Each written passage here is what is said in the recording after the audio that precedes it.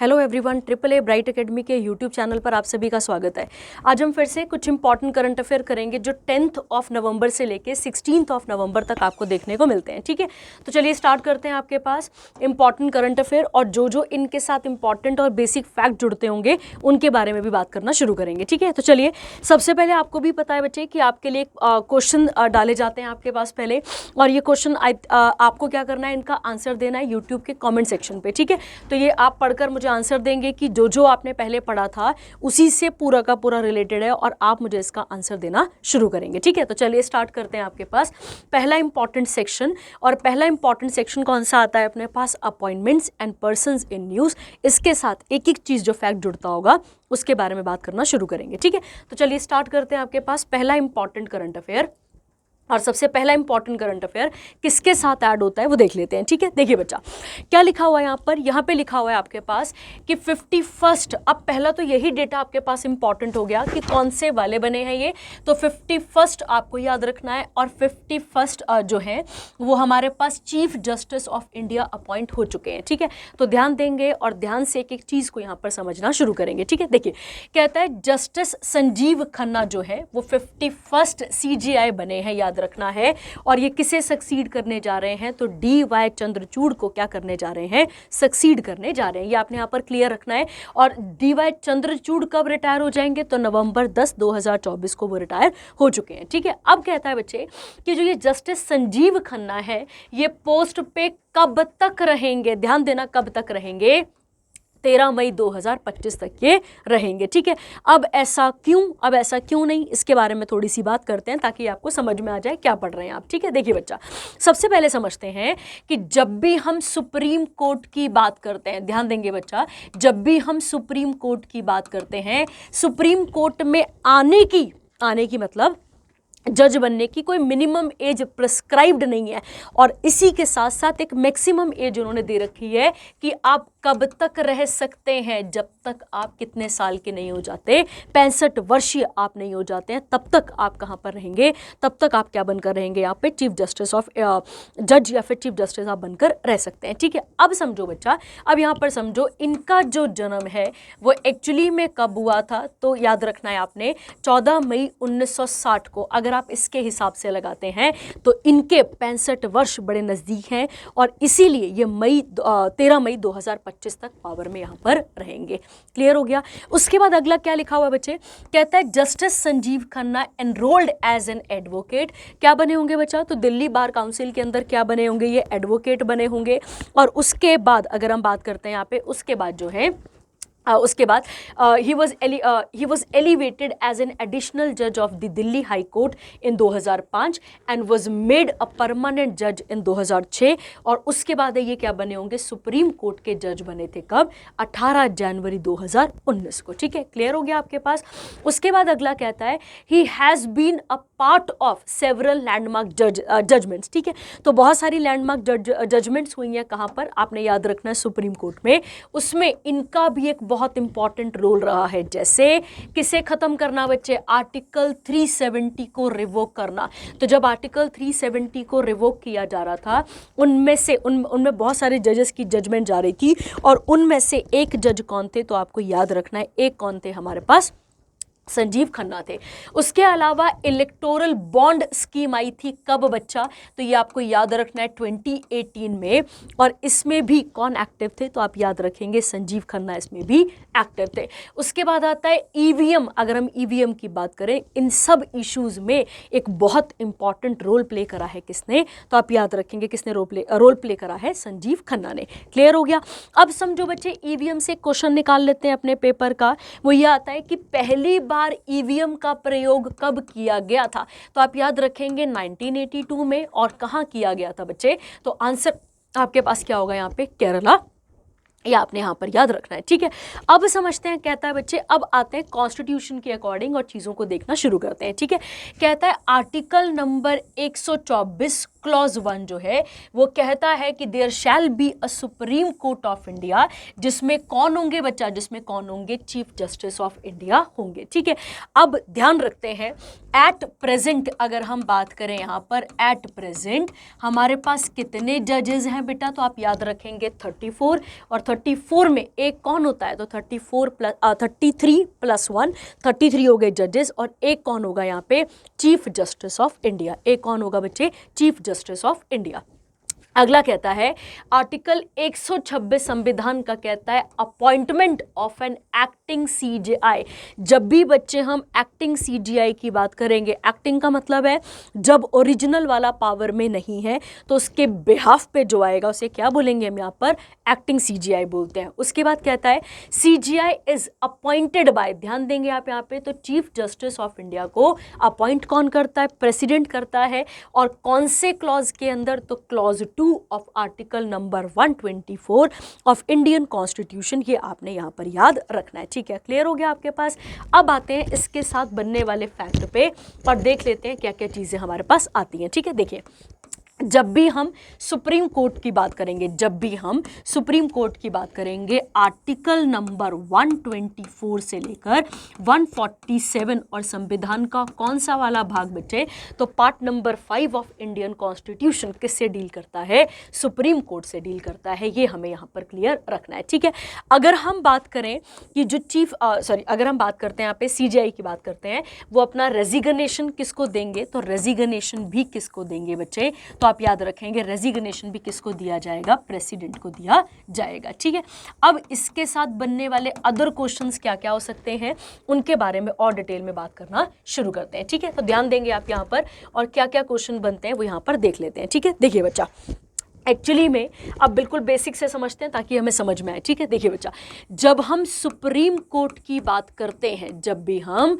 Supreme court की बात करते हैं, सुप्रीम कोर्ट की अगर हम देखें यहाँ पर, तो फर्स्ट जो सुप्रीम कोर्ट बनी थी बच्चा, पहली सुप्रीम कोर्ट कब और कहाँ बनी थी, तो आंसर होगा 1774 में बनी थी। और याद रखेंगे कहाँ बनी थी बच्चे, तो आपका आंसर होगा कहाँ बनी थी बेटा, ये कैलकाटा में बनी थी। क्लियर हो गया आपके पास। तो पहली सुप्रीम कोर्ट कब और कहाँ बनी थी, तो आप याद रखेंगे कैलकाटा में बनी थी। और कब बनी थी, 1774 में। और कौन से एक्ट के अंदर बनी थी, तो आप याद रखेंगे रेगुलेटिंग एक्ट ऑफ 1773 चल रहा था, आपको क्लासेस में ये कराया गया है, रेगुलेटिंग एक्ट ऑफ 1773 चल रहा था, और इसी के अंदर क्या बनी थी, हमारे पास सुप्रीम कोर्ट बनकर तैयार हुई थी। ठीक है, अगला अगर हम समझें इसके साथ का अदर फैक्ट अगर हम देखें, तो उसके अलावा बॉम्बे अगर हम बात करें, और अगर हम बात करते हैं कहाँ की, मद्रास की बात करते हैं बच्चा, तो यहाँ पर भी सुप्रीम कोर्ट बनी थी। ठीक है, अब एक चीज़ पहले समझो बच्चा, आज की सुप्रीम कोर्ट की तरह तुम्हें लगता है कि अंग्रेज हमें इतनी पावर देंगे कि मतलब अंग्रेज हमें इतनी पावर देंगे कि आज वाली सुप्रीम कोर्ट की तरह आज वाली जो हमारी सुप्रीम कोर्ट है उसके इक्विवेलेंट पावर होगी उस समय की सुप्रीम कोर्ट की? बिल्कुल नहीं बेटा। तो आपको ये भी यहाँ पे पॉइंट क्लियर रखना है। ठीक है, तो फिर उसके बाद कहाँ बनी है सुप्रीम कोर्ट, तो आप याद रखेंगे बॉम्बे, और कहाँ बनी है बच्चे, मद्रास में। तो मद्रास में बनकर तैयार हो गई थी 1800 में, और बॉम्बे में कब बनी थी, तो 1823 में बनकर तैयार हुई थी। ठीक है, क्लियर हो गया आपके पास। उसके बाद अगर हम बात करते हैं, उसके बाद आगे जाकर बनती है हमारे पास फेडरल कोर्ट ऑफ इंडिया। याद रखेंगे आप यहाँ पर क्या बनी थी बच्चे, हमारे पास यहाँ पे फेडरल कोर्ट ऑफ इंडिया। और जब भी आप फेडरल कोर्ट ऑफ इंडिया की बात करते हैं तो किस एक्ट के अंदर बनी थी, तो एक्ट आपको याद रखना है गवर्नमेंट ऑफ इंडिया एक्ट 1935। उसके बाद अगर हम देखें तो भारत को आज़ादी मिलती है, और आज़ादी के बाद अगर हम नोटिस करें, इसी फेडरल कोर्ट ऑफ इंडिया का नाम चेंज करके रखा जाता है सुप्रीम कोर्ट ऑफ इंडिया। और इस तरीके से नई वाली सुप्रीम कोर्ट का गठन कब किया जाता है, 26 जनवरी 1950 को इसका गठन किया जाता है। और 28 जनवरी 1950 को, ठीक है, हमारी सुप्रीम कोर्ट की फर्स्ट सिटिंग की गई थी। ये भी आपने यहाँ पर क्लियर रखना है। ठीक है, तो पहली सिटिंग कब हुई थी, तो 28 को, और बनकर तैयार कब हुई थी, तो 26 जनवरी 1950। इसका आंसर हमारे पास निकल कर आ जाता है। ठीक है, उसके अलावा अगर हम बात करें यहाँ पर एक और चीज़ कि पहला सीजेआई कौन था हमारा। ठीक है, तो हमारे सुप्रीम कोर्ट के पहले सीजेआई कौन थे, तो आपको याद रखना है H.J. कानिया उनका आंसर आपके पास निकल कर आ जाता है। ठीक है, अब यहाँ से क्वेश्चन और सीखते हैं बेटा कि क्या कोई फीमेल्स का भी कंट्रीब्यूशन रहा है, क्या कभी कोई female chief justice of India बनी है? तो बिल्कुल नहीं, पर आप याद रखेंगे अगर आपसे पूछा जाए फर्स्ट वुमेन जज कौन थी तो आपका आंसर निकल कर आएगा बच्चे फातिमा बीबी। क्या नाम निकल कर आएगा? फातिमा बीबी। आपने याद रखना है, फातिमा बीबी आ जाती हैं। और उसके अलावा पहली चीफ जस्टिस, अब ध्यान देना मैं इंडिया की बात नहीं कर रही हूँ, first chief justice of high court, और हाई कोर्ट कौन सा वाला? हिमाचल प्रदेश हाई कोर्ट था, जिसमें पहली वुमेन कौन थी? तो आप याद रखेंगे लीला सेठ। ठीक है, क्या नाम आता है इनका? लीला सेठ। ये आपने यहाँ पर क्लियर रखना है। ठीक है, तो ये आपके पास आता है पहला इंपॉर्टेंट क्वेश्चन वाला कि अगर हम सुप्रीम कोर्ट के साथ अदर फैक्ट निकालते हैं तो ये फैक्ट हमारे पास निकल कर आ जाते हैं। ठीक है, क्लियर हो गया। उसके अलावा सुप्रीम कोर्ट हमारी एपेक्स कोर्ट है, याद रखना है बच्चे आपने। सुप्रीम कोर्ट क्या आती है बच्चे हमारे पास? एक अपेक्स कोर्ट है, टॉप कोर्ट है अपने पास, यही फाइनल कोर्ट ऑफ अपील है। ठीक है, क्योंकि इसके बाद हम और कहीं नहीं जा सकते हैं, ये भी आपने क्लियर रखना है। कैसी क्या है अपने पास ये? तो आप याद रखेंगे फाइनल कोर्ट ऑफ अपील है। गारंटर है, अगर हम बात करें इसकी, गारंटर है ये किसकी? तो आप याद रखेंगे ये गारंटर है किसकी? फंडामेंटल राइट्स की। ठीक है, उसके अलावा final interpreter of Indian constitution वो भी कौन है? तो आप याद रखेंगे सुप्रीम कोर्ट, इसका आंसर निकल कर आ जाता है। ठीक है, अब आप मुझे बताएंगे कि अगर किसी को जज बनना हो तो क्या क्वालिफिकेशन चाहिए? आप मुझे यहाँ पर बताएंगे, मैं जजेस की बात कर रही हूँ। अच्छा बेटा, एक क्वेश्चन और यहाँ पे कि जस्टिस संजीव खन्ना को ही क्यों चूज किया गया है as a new chief justice of India? क्योंकि बच्चा इसमें देखा जाता है कि सबसे लॉन्गेस्ट सर्विंग, ध्यान देंगे, सबसे लॉन्गेस्ट सर्विंग जो जज है सुप्रीम कोर्ट का, उसे बनाया जाता है कि आपके पास, या फिर आप कह सकते हो कि फिर वो सीनियर मोस्ट होता जाता है और उसी सीनियर मोस्ट को क्या बना देते हैं? चीफ जस्टिस ऑफ इंडिया बनाया जाता है। ठीक है, क्लियर हो गया। चलिए, तो ये था हमारे पास पहला इंपॉर्टेंट करंट अफेयर जो किससे डील करता था? पूरा का पूरा सुप्रीम कोर्ट से डील यहाँ पर करता था। ठीक है, चलिए अगला आता है बच्चे हमारे पास यहाँ पे, अगली अगर हम बात करें यहाँ पे, अगली हम बात कर लेते हैं यहाँ पे मोल्दोवो की, और मोल्दोवो से बनने वाले सारे क्वेश्चन के बारे में देख लेते हैं। ठीक है, देखिए बच्चा कहता है माया संधू अ फॉर्मर, अगर देखा जाए अ फॉर्मर वर्ल्ड बैंक की इकोनॉमिस्ट है, has been reelected to a second term as the president of Moldova. तो पहला क्वेश्चन तो ये आएगा कि मोल्दोवो है कहाँ पर, पहले ये तो पता चले हमें। तो अगर हम बात करते हैं इसकी बच्चा, तो मोल्दोवो एक लैंडलॉक्ड कंट्री है। पहला क्वेश्चन आपने याद रखना है, कौन सी कंट्री आती है आपके पास? ये लैंडलॉक्ड कंट्री आती है, याद रखेंगे आप। और कहाँ पर आती है बच्चे? तो यूरोप के किस साइड पे आती है? तो आपको क्लियर रखना है ईस्टर्न यूरोप में ये हमें देखने को मिलती है। ठीक है, तो यूरोप के ईस्टर्न हिस्से में ये कंट्री हमें देखने को मिलती है। अगर हम इसकी बात करें तो मान लेते हैं ये कंट्री हो गई, मान लो कंट्री का नाम है मोल्दोवो। अगर हम इसकी बात करें तो ये इसका वेस्ट हो गया और ये क्या आ जाएगा? इसका ईस्ट। वेस्ट में ये बॉर्डर शेयर करती है किसके साथ बच्चे? रोमानिया के साथ। किसके करती है? रोमानिया के साथ अपना बॉर्डर शेयर करती है। और अगर हम ईस्ट, नॉर्थ और साउथ की बात करें, इस साइड की बात करें, तो ये बॉर्डर शेयर करती है किसके साथ? यूक्रेन के साथ। ठीक है, तो जो रशिया यूक्रेन का वॉर चल रहा है उसमें किसको असर पड़ा है? तो इस कंट्री को भी असर देखने को मिल जाता है। क्लियर हो गया। अगला पॉइंट क्या कहता है? इनको कितने वोट मिले हैं? हमारे पेपर के लिए बिल्कुल काम के नहीं है, पर यहाँ पे क्या लिखा है? यहाँ पर she previously served as the president of Republic of Moldova. कब से कब तक? 2020 से लेकर 24 तक, और 24 में ये दोबारा से क्या हो चुकी है? री इलेक्ट हो चुकी है। अगला कहता है बच्चे इसके बाद, अगर देखा जाए कैपिटल क्या आएगी? चिशिनाउ, और करेंसी क्या आती है? ल्यू। ये आपने यहाँ पर क्लियर रखना है। ठीक है, तो ये था आपके पास सेकंड इंपॉर्टेंट करंट अफेयर। चलते हैं अब अपने पास किसमें? थर्ड वाले के बारे में बात करना शुरू कर देते हैं। ठीक है, चलिए थर्ड अपने पास कौन सा आता है बच्चे? देख लेते हैं क्या बात हो रही है, वो समझ लेते हैं। देखिए, इंटरपोल सबसे important, very very important current affair. आप सब ने पुलिस के बारे में ज़रूर सुना होगा, स्टेट पुलिस, सेंट्रल पुलिस, मतलब आर्म्ड फोर्सेज आ जाएंगी आपके पास। वैसे ही एक इंटरनेशनल पुलिस होती है जिसे क्या कहा जाता है बच्चे? तो आप याद रखेंगे जिसे इंटरपोल सॉरी कहा जाता है, ठीक है। अब देखो बच्चा, सबसे पहले ये समझ लेते हैं इंटरपोल क्या है, फिर वहां पर चलते हैं, ठीक है। समझते हैं, देखिए क्या लिखा है बच्चे। अगर हम इंटरपोल की बात करते हैं तो इसकी स्थापना की गई थी 1923 में, 1923 में, और तब इसका नाम क्या था, आईसीपीसी। क्या नाम था इसका, आईसीपीसी, मतलब इंटरनेशनल क्रिमिनल पुलिस कमीशन इसका नाम था। और यह कहाँ बनी होगी उस समय पे, तो वियना ऑस्ट्रिया में। 1956 में इसका नाम बदल दिया गया और नाम रखा गया इंटरपोल, ठीक है। और इंटरपोल कहाँ से आ रहा है, तो इंटरनेशनल क्रिमिनल पुलिस ऑर्गेनाइजेशन, याद रखना है आपने, ठीक है। मतलब इसे नाम चेंज करके ये रखा गया था। हेडक्वार्टर की बात करें तो कहाँ पर आते हैं, लियोन फ्रांस में। और मेंबर कंट्रीज कितनी आती हैं बच्चा, तो 169 आपने यहाँ पर क्लियर रखना है। क्लियर हो गया। अब आते हैं न्यूज़ पे, और न्यूज़ के साथ क्या क्या चीज़ें लिखी हुई हैं इसके बारे में बात कर लेते हैं, ठीक है। अब इनका क्या क्या काम है इंटरपोल का, तो आपको याद रखना है। जो ट्रांस बाउंड्री, ध्यान देंगे आप यहाँ पे, जो ट्रांस बाउंड्री कह सकते हैं आप यहाँ पे, जो ट्रांस बाउंड्री क्राइम होते हैं, ठीक है, उसके साथ जो ट्रांस बाउंड्री, अगर हम बात करें जो ट्रांस बाउंड्री हमारे पास टेररिज्म होता है, ट्रैफिकिंग होता है, इन सब के साथ डील करता है कौन बच्चे, तो इंटरनेशनल पुलिस इसके साथ काम यहाँ पर करती है, ठीक है। क्लियर हो गया। अब चलते हैं न्यूज़ पे, और न्यूज़ के साथ क्या क्या चीज़ें बनती हैं उसके बारे में बात कर लेते हैं, ठीक है। देखो क्या कहता है समझते हैं। कहता है वाल्डेकी, अब ये वाल्डेकी याद रख लो आप यहाँ पे, Valdecy a federal police commissioner from Brazil, इन्हें अपॉइंट कर लिया गया है secretary general as a interpole.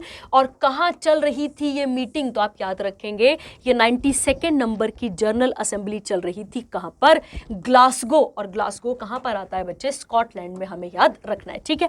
जब भी अब हमारे पास ग्लासगो स्कॉटलैंड आएगा, हमें एक क्वेश्चन बहुत पेट याद रखना है कि 2026 में जो क्या होने वाले हैं बच्चा, जो कॉमनवेल्थ होने वाले हैं, जो कॉमनवेल्थ गेम्स होंगी वो कहां पर होंगी बच्चे, तो वो भी कहां पर होंगी, ग्लासगो, हमें याद रखना है। और उसके साथ साथ अब हम एक फैक्ट वाला क्वेश्चन और सीख लेते हैं कि पहली बार कॉमनवेल्थ गेम्स कब और कहां हुई थी, ठीक है। तो एक क्वेश्चन और सीख लेते हैं, तो कहां हुई थी, तो आप याद रखेंगे 1930 में हुई थी। और कहां हुई थी, हैमिल्टन, क्लियर रखना है आपने। और उसके साथ आप याद रखेंगे कहां पर, कनाडा, ये आपने क्वेश्चन क्लियर रखना है, ठीक है। तो पहली बार कॉमनवेल्थ गेम्स कहां पर हुई थी, तो आपका आंसर हो जाएगा हैमिल्टन, कनाडा। बस मैंने आपको इसके साथ एक रिलेट करके क्वेश्चन बता दिया, ठीक है। आगे बढ़ते हैं। कहता है बच्चे ये किसे सक्सीड करने जा रहे हैं, तो आप याद रखेंगे जर्गन स्टॉक को, कोई भारी बात नहीं है, नहीं पूछेगा हमसे इतना ज़्यादा। उसके बाद कहता है he was the first person, ध्यान देंगे यहाँ पे, फ्रॉम अ डेवलपिंग कंट्री। और डेवलपिंग कंट्री का नाम क्या है बच्चे, ब्राज़ील, ये आपने यहाँ पर याद रखना है, ठीक है। अब कहता है प्राइम मिनिस्टर ऑफ यूके, इन्होंने इसका उद्घाटन करा था, या फिर आप कह सकते हैं इस सेरेमनी की ओपनिंग उन्होंने ही यहाँ पर शुरू करी थी, ठीक है। क्लियर हो गया। उसके बाद कहता है बच्चे अब इंडिया से कौन गया है, ये इंपॉर्टेंट है। तो इंडिया से कौन गया है बच्चे, सीबीआई, आपने याद रखना है कौन गया है इंडिया से, सीबीआई।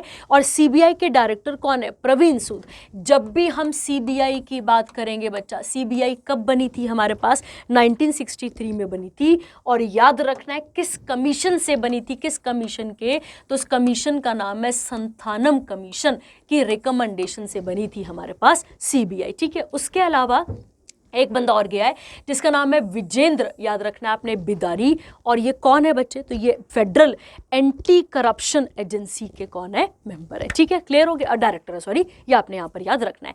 उसके अलावा ताइवान जो है उसने अपनी इच्छा जताई है, उसने मतलब ज्वाइन करा है एज अ ऑब्जर्वर इस वाले जनरल असेंबली को, ताकि वो क्या कर सके, इंटरनेशनल कॉपरेशन दे सके ग्लोबल क्राइम्स को खत्म करने के लिए, ठीक है। क्लियर हो गया। अब एक और इंपॉर्टेंट करंट अफेयर हमारे पास यहाँ पर कंप्लीट हो जाता है, ठीक है। चलिए आगे बढ़ेंगे इसके साथ, और अगला देखते हैं कि क्या चीज़ें इसके साथ बोली गई हैं, ठीक है। चलिए अगला बढ़ लेते हैं और अगला देख लेते हैं। अगला क्या आता है बच्चे, यहाँ पर बात करते हैं। देखिए अगला कहता है एयरपोर्ट अथॉरिटी ऑफ इंडिया, पहला क्वेश्चन बच्चे, ठीक है। देखिए कहता है यहाँ पर एयरपोर्ट अथॉरिटी ऑफ इंडिया, पहला क्वेश्चन, ये एक स्टैट्यूटरी कमीशन है। कैसा कमीशन है बच्चा, तो आप याद रखेंगे एयरपोर्ट अथॉरिटी ऑफ इंडिया एक स्टैट्यूटरी कमीशन है।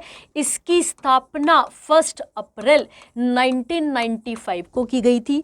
और इसका हेडक्वार्टर हमें कहाँ देखने को मिलता है, नई दिल्ली में देखने को मिलता है।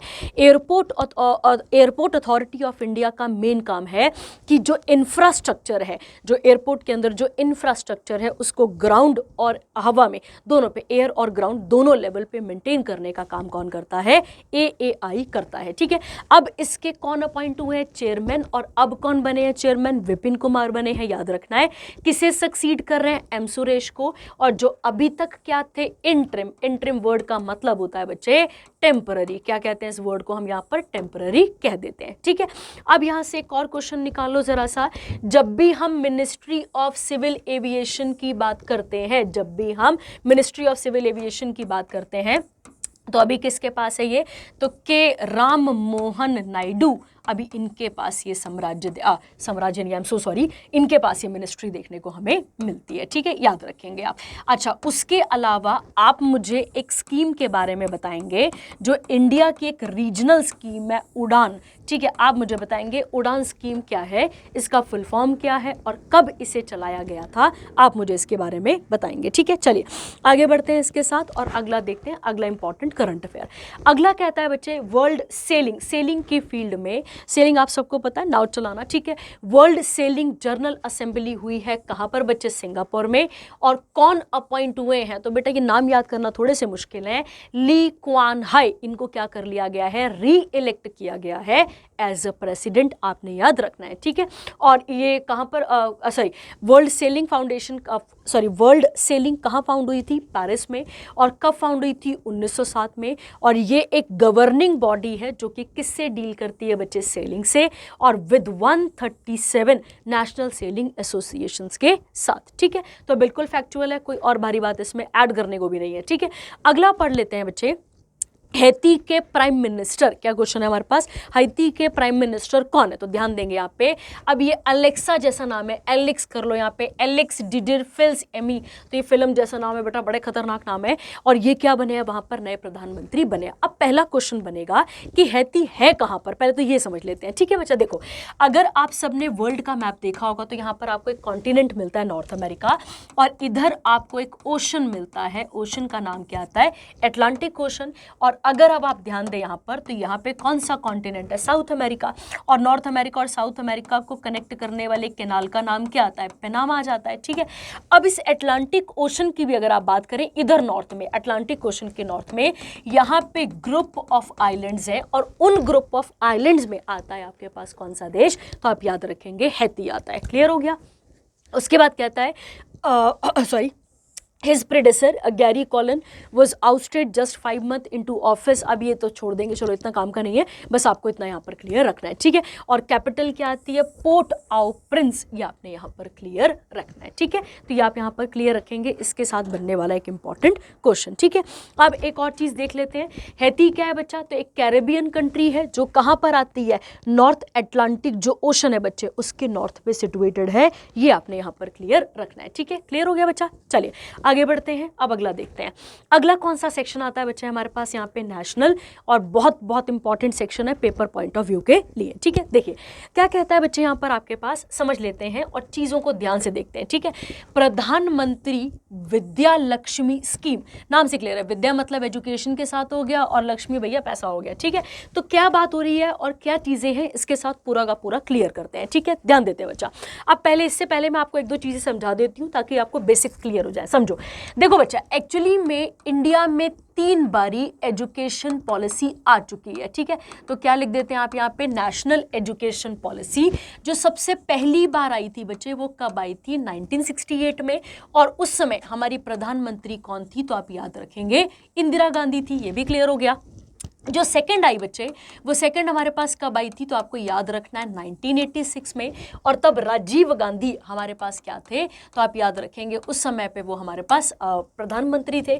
उसके अलावा जो तीसरी वाली आई बच्चे, वो एक्चुअली में कब आई है? 2020 में, ये आपको क्लियर रखना है। और 20 में आप सबको पता है मोदी सरकार चल रही थी। ठीक है, अब देखो ये स्कीम जो है, मतलब ये जो विद्या लक्ष्मी है, ये इसी के साथ एक प्रोग्राम है, याद रखना है आपने, ये इसी के अंदर का एक इनिशिएटिव है जो यहाँ पर लिया गया है। ठीक है, क्या कहता है बच्चे?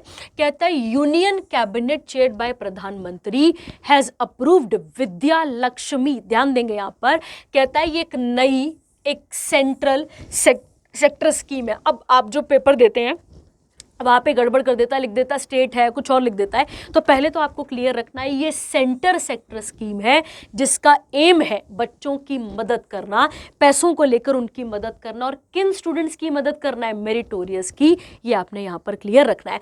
अगर हम इस स्कीम की माने एनी मेरिटोरियस स्टूडेंट जो कि एडमिशन नहीं ले पा रहा है क्वालिटी हायर एजुकेशनल इंस्टीट्यूशन पे, उसको क्या दिया जाएगा यहाँ पर। अच्छा बेटा एक चीज़ और समझो, हम कैसे बोलेंगे कि ये हायर क्वालिटी एजुकेशनल इंस्टीट्यूशन है, कैसे बोलेंगे।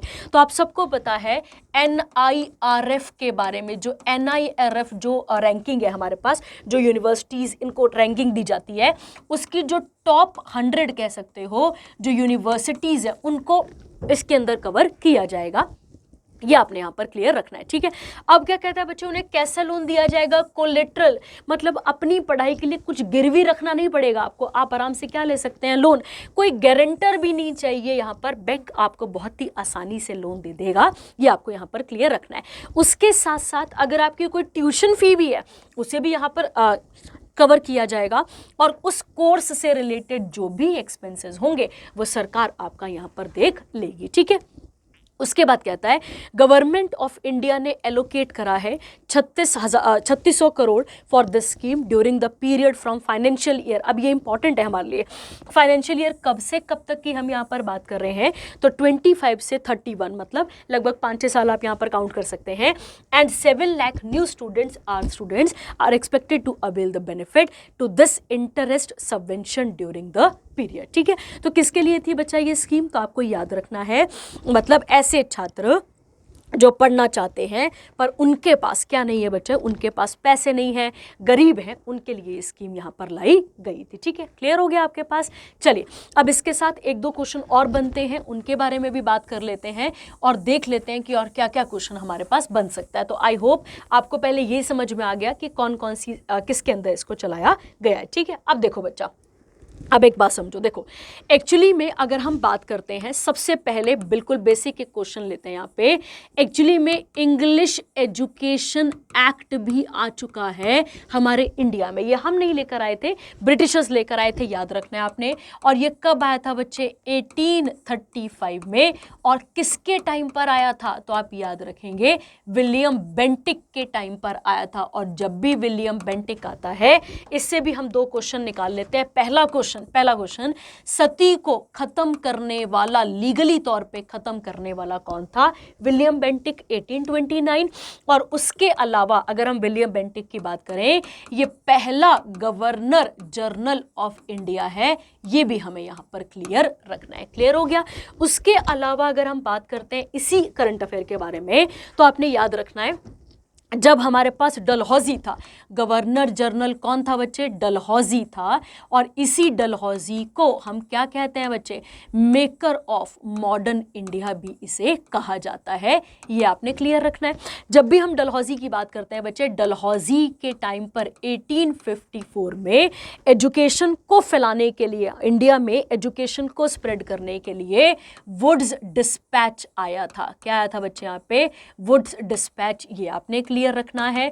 और इसी वुड्स डिस्पैच को मैग्ना कार्टा ऑन एजुकेशन भी कहा जाता है। क्या कहा जाता है, मैग्ना कार्टा ऑन एजुकेशन या ऑफ एजुकेशन इसे कहा जाता है, ठीक है। तो हमने इसके साथ 2 हिस्ट्री के क्वेश्चन भी सीख लिए।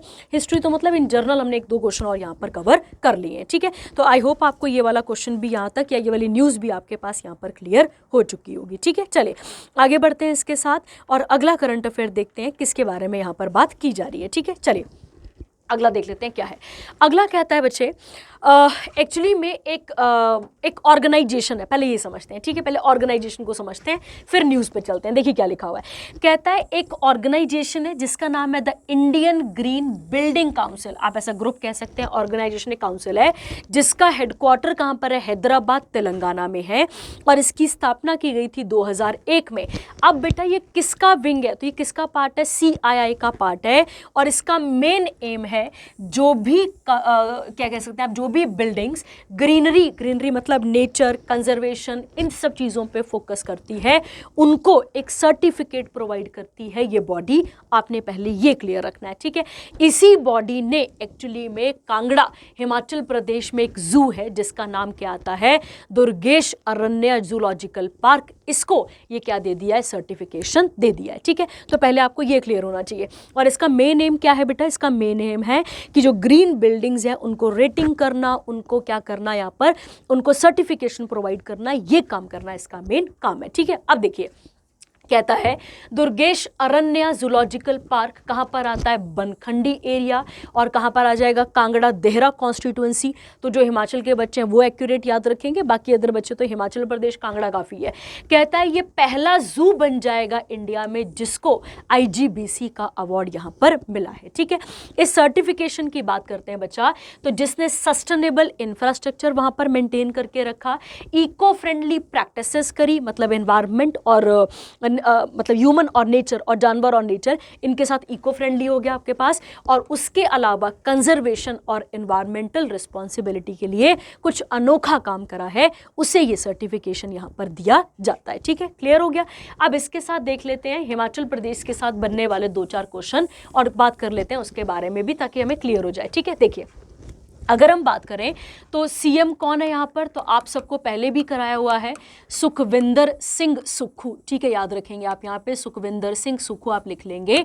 उसके बाद अगर हम बात करें गवर्नर कौन है, तो गवर्नर कौन है बेटा यहाँ पर, तो आप याद रखेंगे शिव प्रताप शुक्ला। अभी कौन है यहाँ पर, सीएम आ जाते हैं, याद रखेंगे आप। उसके अलावा कब बनकर तैयार हुआ था, तो 25 जनवरी 1971 को हिमाचल प्रदेश को राज्य का दर्जा मिल गया था, ठीक है। उसके अलावा इसकी 2 कैपिटल्स हैं, एक कौन सी आती है बच्चा, तो एक आती है इसकी विंटर कैपिटल और एक कौन सी आती है बच्चे, समर कैपिटल। जो इनकी समर कैपिटल है वही अंग्रेजों की भी समर कैपिटल थी, और उसका नाम क्या आता है बच्चे, तो हमें क्लियर रखना है शिमला। और विंटर कौन सी थी, तो आप याद रखेंगे विंटर थी धर्मशाला, ये आपने यहाँ पर क्लियर रखना है, ठीक है। उसके अलावा अगर हम बात करते हैं इंडिया में, मैं इंडिया की बात कर रही हूँ, इंडिया में टोटल बायोस्फीयर रिजर्व कितने हैं, तो इंडिया में टोटल बायोस्फीयर रिजर्व्स हैं 18 में से एक हिमाचल प्रदेश में है, और उसका नाम है कोल्ड डेजर्ट बायोस्फीयर रिजर्व, ये आपने यहाँ पर क्लियर रखना है, ठीक है। उसके अलावा 5 इंपॉर्टेंट नेशनल पार्क हैं, जिसमें से एक आप लिख लेंगे पिन वैली, कौन सा आता है एक आपके पास यहाँ पे, पिन वैली। सेकंड आप लिख लेंगे ग्रेट हिमालयन नेशनल पार्क, लिख लेंगे आप ग्रेट हिमालयन नेशनल पार्क। तीसरा आप इसके साथ लिख लेंगे इंदर किला नेशनल पार्क। उसके अलावा आ जाता है खीर गंगा, याद रखेंगे आप यहाँ पे खीर गंगा नेशनल पार्क। और उसके अलावा एक आ जाता है सिंबलवाड़ा, एक कौन सा आ जाता है बच्चे, सिंबलवाड़ा, ये आपने यहाँ पर क्लियर रखना है, ठीक है। तो ये हो गए कुछ इंपॉर्टेंट नेशनल पार्क कहाँ के, हिमाचल प्रदेश के। और इसके साथ थोड़ा सा अदर करंट अफेयर जोड़िए, तो एडीबी ने भी अभी किसको लोन दे रखा है बच्चे यहाँ पर, तो आप याद रखेंगे कांगड़ा को लोन दे के रखा, कांगड़ा मतलब हिमाचल प्रदेश को लोन दे के रखा हुआ है। और एक और चीज़ आपको याद रखनी है बच्चा यहाँ पर, जब हम किसकी बात करते हैं, जब हम कांगड़ा की बात कर रहे हैं यहाँ पे, तो कांगड़ा को स्टेटस मिलेगा, आने वाले टाइम पे स्टेटस मिल ही जाएगा, इसे बोला जाएगा tourism capital of Himachal Pradesh, ठीक है। इसे क्या बोला जाएगा, tourism capital of Himachal Pradesh, ठीक है। क्लियर हो गया, और ये आप इसके साथ यहाँ पर कवर कर लेंगे, ठीक है। चलिए अगला बढ़ते हैं, अगला देखते हैं। अगला कहता है बच्चे इंडिया ने ज्वाइन कर लिया है ARINAP स्टीयरिंग कमेटी को, ठीक है। चलिए देखो बच्चा, देखिए समझते हैं इसके साथ क्या क्या बनेगा वो बात कर लेते हैं, ठीक है। देखो बच्चा यहाँ पे क्या लिखा हुआ है और इसके साथ देखते हैं यहाँ पे क्या लिखा है। इंडिया ने ज्वाइन करा है स्टीयरिंग कमेटी को, और वो स्टीयरिंग कमेटी किससे बात कर रही है बच्चा, asset recovery inter agency network Asia Pacific. अगर आप एशिया पैसिफिक रीजन की बात करते हैं बेटा, ये वो रीजन है जो ग्लोबली एक हब है पूरा का पूरा इकोनॉमिक एक्टिविटीज़ का, भारी इकोनॉमिक एक्टिविटीज़, या सारी की सारी इकोनॉमिक एक्टिविटीज़ आपको कहाँ देखने को मिलती हैं, तो इस पर्टिकुलर रीजन में देखने को मिलती हैं। अगर इकोनॉमिक एक्टिविटीज़ ज़्यादा हो रही होंगी तो बहुत सारी चीज़ें और भी साथ साथ चल रही होंगी, जिसमें क्राइम, मनी लॉन्ड्रिंग, ये सब चीज़ें हैं, ठीक है। तो इसी के लिए इंडिया ने क्या ज्वाइन कर लिया है, asset recovery inter agency network Asia Pacific को यहाँ पर ज्वाइन कर लिया है, ठीक है। अब इंडिया इसकी प्रेसिडेंसी भी देखेगा 2026 और साथ ही साथ होस्ट करेगा एनुअल जर्नल मीटिंग को, कब बच्चे, 2026 में, ठीक है। अब पढ़ लेते हैं क्या काम है इसका। देखिए क्या काम है इसका। काम है ये एक मल्टी एजेंसी नेटवर्क बेस्ड है। कहाँ पर है बेटा? Seoul, south Korea. और इसका काम है कि इंफॉर्मेशन को शेयर करना इंडिविजुअल कंपनीज के साथ और उनके एसेट्स को लेकर आना, जो कि एसेट्स को लेकर भी आना और उन एसेट्स के बारे में बताना जो कि अनलॉफुल एक्टिविटीज के साथ यहाँ पर चल रहे हैं। पर किस रीजन में बच्चा? तो आप याद रखेंगे एशिया पैसिफिक रीजन आपने यहाँ पर क्लियर रखना है, ठीक है। कितने मेंबर है इसके? 28 और 9 क्या है बेटा इसके? तो 9 इसके ऑब्जर्वर आ जाते हैं, ठीक है। क्लियर हो गया आपके पास? चलिए अच्छा, अब इसके साथ देखते हैं। अब देखो बच्चा क्या लिखा है यहाँ पे। अब अगर ये मीटिंग हुई होगी तो इंडिया से भी कोई पार्टी गई होगी। जैसे इंटरपोल में कौन गया था? सीबीआई गया था। वैसे ही यहाँ से कौन गया था? तो आपको याद रखना है डायरेक्टरेट ऑफ एनफोर्समेंट, याद रखेंगे, जिसको ईडी भी कहा जाता है, जिसका मेन एम है फॉरेन एक्सचेंज मैनेजमेंट एक्ट को क्या करना है यहाँ पर, मतलब इसको एनफोर्स करना इनका काम है। और उसके साथ साथ मनी लॉन्ड्रिंग, इन सब चीज़ों के साथ भी देखना। अब क्वेश्चन देखिए, ईडी किसके अंडर आता है? तो डिपार्टमेंट ऑफ रेवेन्यू। और डिपार्टमेंट ऑफ रेवेन्यू किसके अंदर आता है? Ministry of finance, Nirmala Sitharaman के अंडर आ जाता है। डायरेक्टर कौन है यहाँ पे? राहुल नवीन है। हेडक्वार्टर कहाँ पर है इसके? नई दिल्ली में। और इसकी स्थापना कब की गई थी? 1956। ये हमारे पास आंसर निकल कर आ जाता है, ठीक है। चलिए आगे बढ़ते हैं इसके साथ और अगला करंट अफेयर देख लेते हैं क्या चीज़ें यहाँ पर बोली गई हैं, ठीक है। चलिए आगे बढ़ेंगे और अगला क्या करंट अफेयर है इसके बारे में बात कर लेते हैं, ठीक है। चलिए, कहता है बच्चे इंडिया की पहली सिटी बनी है जिसको ग्लोबल अवार्ड मिला है। ये देखिए बेटा, ये इंपॉर्टेंट है आपके लिए, ठीक है। ग्लोबल अवार्ड मिला है किस चीज़ के लिए बच्चा? सस्टेनेबल डेवलपमेंट के लिए। और किन को मिला है बच्चे? सिटीज़ को मिला है, ठीक है। ध्यान देते हैं, ध्यान से समझते हैं। कहता है तिरुवनंतपुरम, हम सबको पता है तिरुवनंतपुरम किसकी राजधानी है? केरला की राजधानी है। और ये पहली इंडियन सिटी बनी है जिसको क्या मिला है बच्चे? जिसे sustainable development in cities award मिला है। और इसी का दूसरा नाम है आपके पास शंघाई अवार्ड। ये आपने यहां पर क्लियर रखना है। ये सेरेमनी कहां पर हुई है? अलेक्जेंड्रिया, इजिप्ट में हुई है। और ध्यान रखना बच्चे, इजिप्ट को सिटी ऑफ डेड कहा जाता है। क्या कहा जाता है इसे? City of dead. ये क्वेश्चन आप यहां पर निकाल लेंगे, ठीक है। कहता है बच्चे अब ये कब मनाया गया? तो वर्ल्ड सिटीज वाले दिन, डे वाले दिन। तो ये कब मनाते हैं हम? 31 अक्टूबर को हम क्या मनाते हैं बच्चे? तो 31 अक्टूबर को हर साल हम क्या मनाते हैं? वर्ल्ड सिटीज डे यहां पर मनाया जाता है। क्लियर हो गया? अब अगला क्या कहता है? 5 ग्लोबल सिटीज भी हैं, हमारी एक है, ये आपने यहाँ पर क्लियर रखना है। और वो 5 कौन कौन सी है बच्चे? तो उसमें से एक आएगी अदागिर। अदागिर कहाँ पर आ गई? मोरक्को, स्पेन वाले उसके साथ कराया था आपको। उसके बाद है मेलबर्न, ऑस्ट्रेलिया आ जाएगी। दोहा, कतर आ जाएगी। इस्दा पलापा, ये कहाँ पर आ जाएगी? मेक्सिको में। और उसके साथ फिर आ जाएगी हमारे पास हमारी तिरुवनंतपुरम। ये आपने यहाँ पर क्लियर रखना है, ठीक है। अब देखो बच्चा, हम सबको पता है कि सस्टेनेबल डेवलपमेंट गोल्स की जब हम बात करते हैं तो सस्टेनेबल डेवलपमेंट गोल्स कितने हैं बच्चा? 17 हैं। कितने टारगेट्स हैं उसके? तो आप याद रखेंगे 169 टारगेट्स हैं। अब 17 के 17 यहाँ कराना तो बड़े मुश्किल है, पर उसमें से जो 11th वाला है वो यहाँ पर लिखा हुआ है। और वो किसके साथ डील करता है? Inclusive, safe, resilient, sustainable cities के बारे में बात करता है, ठीक है। अब एक क्वेश्चन और वो देख लेते हैं और समझ लेते हैं, ठीक है बच्चा। देखिए ये जो टर्म है सस्टेनेबल डेवलपमेंट, ध्यान देंगे आप यहाँ पे, जो टर्म है सस्टेनेबल डेवलपमेंट, सस्टेनेबल डेवलपमेंट का मतलब होता है बच्चे कि रिसोर्सेस का इस प्रकार से प्रयोग करना ताकि आने वाली फ्यूचर जनरेशन भी उसका प्रयोग कर सके, ठीक है। इस तरीके से प्रयोग करें कि हम सारे रिसोर्सेस खत्म ही ना कर दें। ये आपने यहाँ पर क्लियर रखना है, ठीक है। इसको इस टर्म को इंट्रोड्यूस किया गया था 1987 की रिपोर्ट में। और रिपोर्ट का नाम था आर कॉमन फ्यूचर। क्या नाम था उसका? Our common future. याद रखना है आपने। ये हमारे पास क्या था इसका? ये स्कीम का नहीं, सॉरी, इस वाली रिपोर्ट का नाम था। और ये कहाँ पर लिया गया था? तो आप याद रखेंगे, है ना, ब्रंटलैंड, ठीक है, कमीशन के द्वारा ये क्या लिया गया था? इस नाम को अडॉप्ट किया गया था, ठीक है। और कितने सस्टेनेबल डेवलपमेंट गोल्स हैं? तो हमें याद रखना है 17 है। उसमें से जैसे कि no poverty, zero hunger, good health, quality education. अब ये सारे 17 के 17 कराना मुश्किल है, पर यहाँ पर आप इसके साथ देख लेंगे, ठीक है। चलिए आगे बढ़ते हैं और अगला देखते हैं।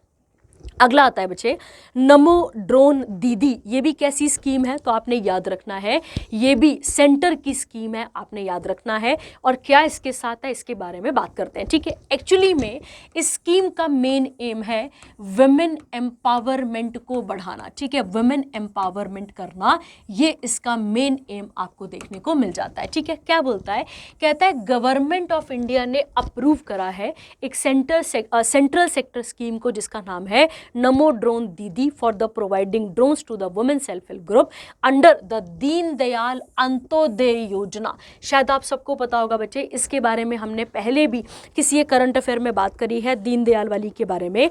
और एक्चुअली में ये योजना कब चलाई गई थी तो इसे चलाया गया था जून 2011 में, ये आपने यहाँ पर क्लियर रखना है, ठीक है।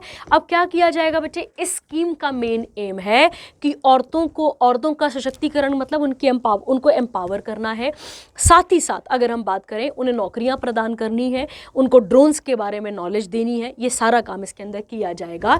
और एक्चुअली में मेन एम ये है बच्चा कि जो 14,500 selected women self help group हैं 2024 से 25 से 26 के बीच में, उन्हें रेंटल सर्विसेज प्रोवाइड करना फार्मर्स को एग्रीकल्चर पर्पस के लिए। जैसे इसकी मदद से क्या किया जाएगा, लिक्विड फर्टिलाइजर्स और पेस्टिसाइड्स फॉर द प्रेजेंट, ठीक है। तो एग्रीकल्चर के लिए यहाँ पर किया गया है, ठीक है। अब एक और बात, MS स्वामीनाथन, ठीक है, कौन है MS स्वामीनाथन आप मुझे बताएंगे। और क्या इनको इस बारी किसी प्रकार का कोई अवार्ड मिला है इस साल, इनके मरने के बाद इन्हें भारत रत्न या ऐसा कुछ तो नहीं दिया जा रहा है, आप मुझे बताएंगे, ठीक है। चलिए आगे बढ़ते हैं, अगला देखते हैं।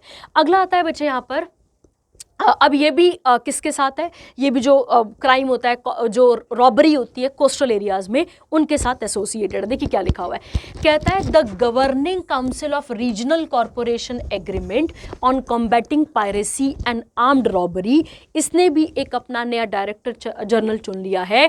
और वो कौन है बच्चे, तो वो हैं VD शेफकर, याद रखना है। और ये कौन थे, ये एक पुराने सीनियर ऑफिसर थे, किसके बच्चा, इंडियन कोस्ट गार्ड के, ये आपने यहाँ पर क्लियर रखना है, ठीक है। और कौन से नंबर के एग्जीक्यूटिव बने हैं इनके, तो आप याद रखेंगे 7th नंबर के बने हैं, याद रखना है, ठीक है। इंडियन कोस्ट गार्ड डे कब बना था, 1 February 1977 को, याद रखना है। और S परामेश कौन आते हैं, S परामेश इसके कौन आ गए, डायरेक्टर जनरल। और प्लस आपने इसके साथ एक नई चीज और सीखनी है बेटा, कि अगर हम बात करें इनका एक मोटो है इंडियन कोस्ट गार्ड का जिसका नाम है वयम रक्षम। क्या नाम है इसका, वयम रक्षम, आपने क्लियर रखना है। और वयम रक्षम का मतलब हो गया वी प्रोटेक्ट, ये आप यहाँ पर क्लियर रखेंगे, ठीक है। चलिए, और उसके अलावा इसे कब बनाया गया था इस बॉडी को, तो 2006 में। और इसका क्या एम है, ये पहली गवर्नमेंट टू गवर्नमेंट एग्रीमेंट है जिसका मेन एम है पायरेसी और जो आर्म्ड रॉबरी होती है सी में, एशिया के आसपास, उसको कंट्रोल करना, ठीक है। चलिए आगे बढ़ेंगे, अगला देखेंगे। अगला कौन सा सेक्शन आता है बच्चे हमारे पास यहाँ पे, इंटरनेशनल, और इसके बारे में भी बात कर लेते हैं, ठीक है। देखिए बच्चा, कहता है 16वीं मीटिंग हुई है किसकी, बायोलॉजिकल डाइवर्सिटी की, इसी को हम शॉर्ट फॉर्म पे बायोडाइवर्सिटी कह देते हैं। बायो मतलब लिविंग बींग्स और डाइवर्सिटी मतलब भिन्नता, ठीक है।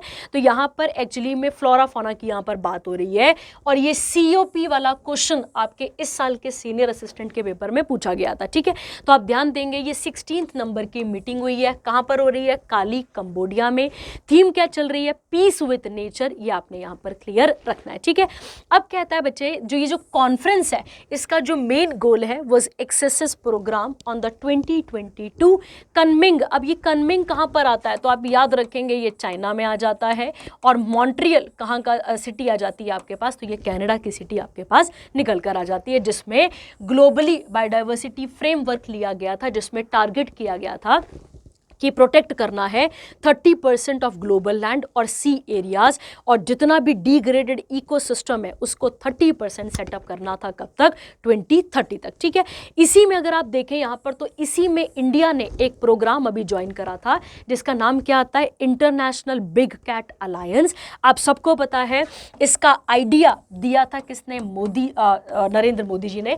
और कब दिया था, 2019 में। और इसे इंटरनेशनल बिग कैट अलायंस को इनिशिएट स्टार्ट कब किया गया, तो 2023 आपके पास आंसर निकल कर आ जाता है। ठीक है, अब आप मुझे बताएंगे उन 4 कंट्रीज के नाम जिन्होंने किसे ज्वाइन करा है, इंटरनेशनल बिग कैट अलायंस को ज्वाइन कर रखा है। ठीक है, ये आप मुझे बताएंगे और क्लियर रखेंगे। अब कहता है बच्चे, ये पहला ऐसा ग्लोबल इकोसिस्टम एटलस होगा जिसमें पूरे इनको बचाने के बारे में बात की जाएगी।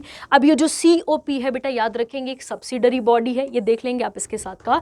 और किसने इसे कंडक्ट कराया, IUCN ने। कब बना था, 1948। हेडक्वार्टर कहाँ पर है, ग्लैंड स्विट्जरलैंड। और प्रेसिडेंट कौन है, रजन अल मुबारक, सॉरी, इनका नाम आता है। अगला देखते हैं, अगला आता है माउंट लेवोटोबी लाकी इरप्ट्स। ठीक है, तो लेवोटोबी लाकी जो वॉल्केनो है जो इंडोनेशिया में है, वो यहाँ पर क्या हो चुका है, इरप्ट हो चुका है। ठीक है, माना जाता है बेटा, वैसे तो इसमें 10 से 11 लोगों की मौत हुई है। माना जाता है बच्चे लोगों को पता ही नहीं लगा कि ये कब इरप्ट हुआ और किस प्रकार से पूरे उनके घरों के ऊपर धुआं वगैरह और एशेस वगैरह इकट्ठी हो गई और कुछ लोग यहाँ पर जलकर भी मर गए। ठीक है, अब बात करते हैं इसके बारे में। देखिए क्या है, पहली बात तो ये बच्चा कि ये पहली बार नहीं है कि इंडोनेशिया में ऐसा कोई क्या आ रहा है आपके पास, ऐसा कोई वॉल्केनिक इरप्शन हो रहा है। ठीक है, ऐसा कोई नई बात नहीं है। आपको याद होगा अभी 2024 में कुछ टाइम पहले माउंट मेरापी, अगर आप सबको पता हो, ये माउंट मेरापी भी कहां पर हुआ था बच्चे, तो इंडोनेशिया में ही हुआ था। ये आपको क्लियर रखना है। और ये जो इंडोनेशिया है वो किसके अंदर आता है बच्चे, तो वो रिंग ऑफ फायर, ध्यान देंगे आप यहाँ पे, ये जो रिंग ऑफ फायर कब, जो पैसिफिक ओशन वाला एरिया है, मतलब अगर आप देखें यहाँ पे ऑस्ट्रेलिया आ गया। ठीक है, बीच में कौन सा आ जाएगा आपके पास, पैसिफिक ओशन आ जाएगा। इधर चलिए नॉर्थ अमेरिका है, इधर क्या जाता है, साउथ अमेरिका। ठीक है, और यहाँ पे छोटे छोटे आइलैंड्स आ जाते हैं। तो आप देखेंगे इस प्रकार की एक पूरी की पूरी रिंग बनती है किसके ऊपर बच्चे, पैसिफिक ओशन के आसपास, जो कि आप ऐसा कह सकते हैं रेड अलर्ट एरिया है, जहां पर वर्ल्ड के खतरनाक से खतरनाक वॉल्केनोज क्या है यहाँ पर सेटअप है। ठीक है, तो इंडोनेशिया में आना कोई पहली और नई बात नहीं है हमारे लिए, पर क्योंकि इससे नुकसान बहुत ज़्यादा होता है, इसके बारे में यहाँ पर बात की जा रही है। ठीक है, अगर हम बात करें बच्चे, अगर इस माउंट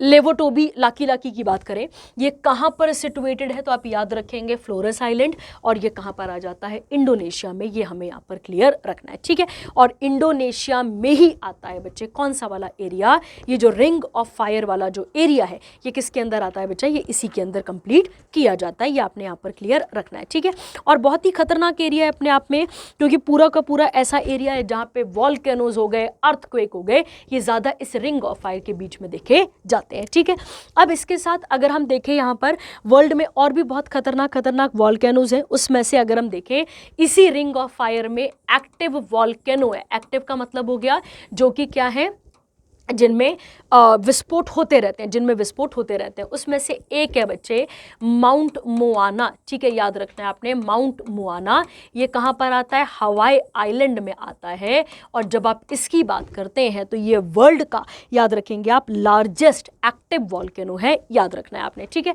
उसके अलावा माउंट टम्बोरा, ठीक है, माउंट टम्बोरा याद रखेंगे आप यहाँ पर, ये इंडोनेशिया में ही आता है, ये भी बहुत खतरनाक है, ये भी बहुत एक्टिव वॉल्केनो है।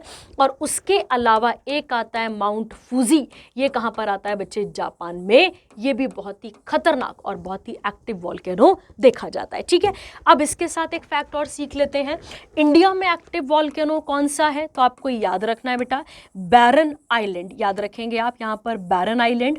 और ये बैरन आइलैंड कहाँ पर है, अंडमान एंड निकोबार में, ये आपने यहाँ पर क्लियर रखना है। ठीक है, और रिंग ऑफ फायर जो है वो किसके लिए जानी जाती है, earthquake as well as volcanoes के लिए जाने वाली पूरी की पूरी बेल्ट है। ठीक है, चलिए आगे बढ़ेंगे, अगला देखेंगे इसके साथ का। अगला आता है बच्चे COP29, ये क्लाइमेट को लेकर समिट हुई है, वो वाली बायोडाइवर्सिटी थी। ये कौन सी आती है आपके पास, क्लाइमेट, और ये कहाँ पर हुई है, बाकू अजरबैजान, आपने यहाँ पर याद रखना है। ठीक है, कहता है बच्चे ये जो 29th वाली जो मीटिंग हुई है, इसमें मेन एम क्या है वो समझते हैं। ठीक है, की एजेंडा क्या है, इसमें डिस्कस किया जाएगा क्लाइमेट फाइनेंस मैकेनिज्म के ऊपर। मतलब जैसे अगर आपको याद हो क्लाइमेट कार्बन मैंने आपको बताया हुआ है कि कुछ ऐसे एरियाज होते हैं जहाँ पे क्लाइमेट को जब संभाला जाता है, उसे ठीक किया जाता है, तो उस पर क्रेडिट मिलता है लोगों को। ठीक है, तो यहाँ पर क्या बोला गया बच्चे, सीओपी का मेन एम क्या है, यहाँ पर फाइनेंस सीओपी से कह सकते हैं, जिसमें एग्रीमेंट होगा क्लाइमेट फाइनेंस और जितने भी addressing the historic failure to meet previous funding targets. ठीक है, तो ये आप इसके साथ देख लेंगे। मैंने आपको बताया अभी कार्बन मार्केट की जो इंडस्ट्रीज हैं, जो बड़े बड़ी केमिकल फैक्ट्रीज हैं, जो भी फैक्ट्रीज इंडस्ट्रीज हैं, अगर वो कार्बन एमिशन करती हैं, अगर वो उस कार्बन एमिशन को रोकती हैं, तो उन्हें उस चीज़ के लिए उन्हें फंडिंग प्रोवाइड की जाती थी। ये उसके साथ यहाँ पर एग्रीमेंट पूरा का पूरा आता है। ठीक है, और ये किस एग्रीमेंट के साथ आ जाता है, पेरिस एग्रीमेंट टारगेट यहाँ आपने क्लियर रखना है। ठीक है, 2009 में जो है वो कंट्रीज़ ने प्लेज करा था कि $100 बिलियन एनुअली दिया जाएगा for climate finance at COP15 at Copenhagen. COP1 कब हुई थी बच्चा, 1995 बर्लिन जर्मनी में। 28 कब हुई है, 2023 में दुबई UAE में, आपने याद रखना है। ठीक है, और 2024 वाली कहाँ पर हो रही है बच्चा, तो आप याद रखेंगे ये हो रही है बाकू अजरबैजान में, आपने क्लियर रखना है। ठीक है, चलिए आगे बढ़ते हैं इसके साथ। विपो पेटेंट फाइलिंग 2024, ये अगर हम देखें इसके बारे में कि क्या है ये। ठीक है, देखो बच्चा, वर्ल्ड में जो भी न्यू इनोवेशन और जो क्रिएशंस होती हैं, जो भी वर्ल्ड में न्यू इनोवेशन और क्रिएशन होती हैं, उन पर नज़र बनाए रखना या उन्हें कोई कॉपी न कर ले, ये सब चीज़ों को संभाल के रखने का काम किसका है, विपो का है। ठीक है, देखिए क्या कहता है, पढ़ लेते हैं इसके बारे में।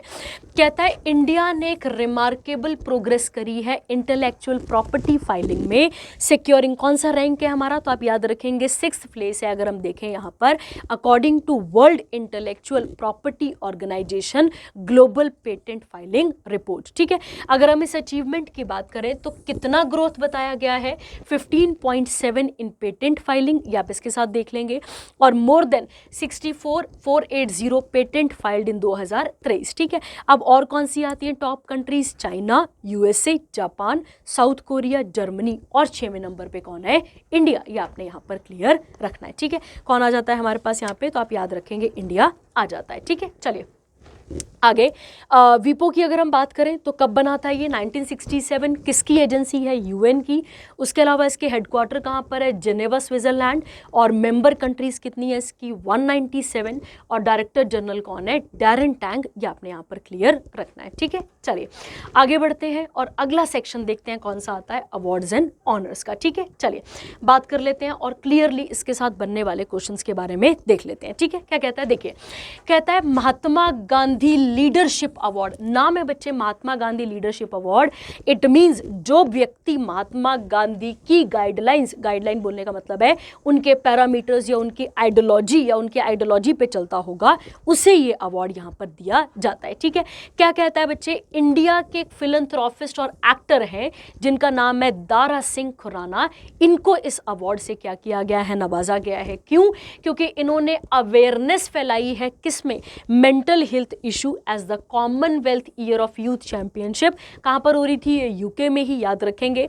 ये स्पीकर बने इसके और इन्होंने बहुत सारे लोगों के ऊपर यहाँ पर काम करा है, ये आपने यहाँ पर क्लियर रखना है। ठीक है, चलिए अब महात्मा गांधी के बारे में 2-4 फैक्ट सीख लेते हैं कि क्या क्या चीज़ें बन जाती हैं जब भी हम बात करते हैं। इनका जन्म कब हुआ था, तो आप याद रखेंगे इनका जन्म हुआ था 2 अक्टूबर 1869। कहाँ पर हुआ था इनका जन्म, तो आपको याद रखना है पोरबंदर में। और पोरबंदर कहाँ पर आ जाता है बच्चे, गुजरात में। 2 अक्टूबर को हम क्या क्या मनाते हैं, इंटरनेशनल नॉन वायलेंस डे मनाते हैं, ये आपने पहले क्लियर रखना है।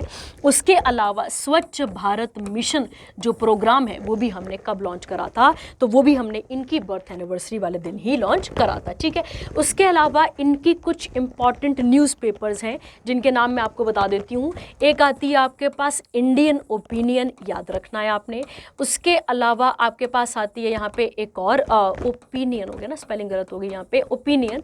उसके बाद आ जाती है आपके पास यंग इंडिया, याद रखेंगे आप।